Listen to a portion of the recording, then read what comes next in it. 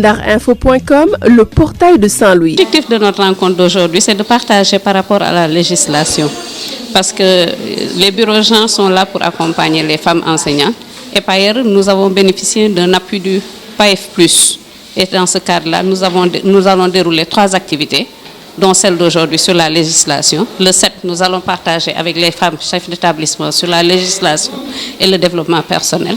Et nous allons aussi organiser un atelier avec les gouvernements scolaires pour partager sur l'approche genre et installer les cellules genre dans les écoles.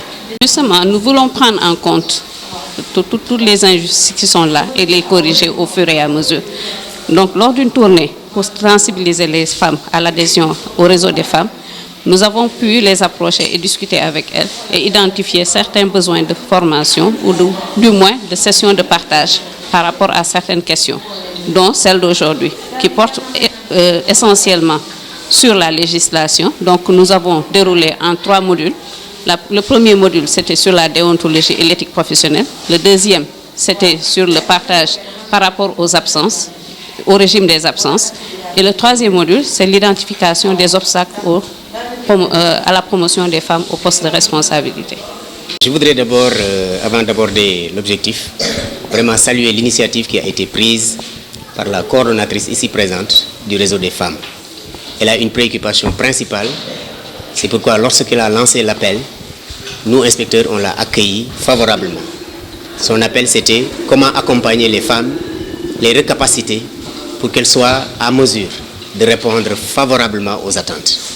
Alors pour la journée d'aujourd'hui, il s'agissait essentiellement de revisiter les idéaux qui concernent la déontologie, la morale professionnelle, mais aussi également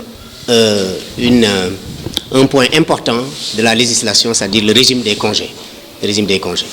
Maintenant, ensemble également, nous avons retenu de revisiter un peu les quelques obstacles qui empêchent aujourd'hui, dans une mouvance de responsabilisation, les femmes d'accéder au poste de responsabilité. Voilà un peu le menu de la journée d'aujourd'hui. Vraiment, nous saluons l'opportunité de cette thématique parce qu'aujourd'hui, elle est une thématique extrêmement prégnante.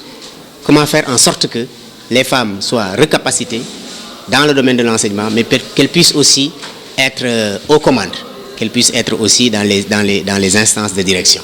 Ndarinfo.com, l'information en temps réel.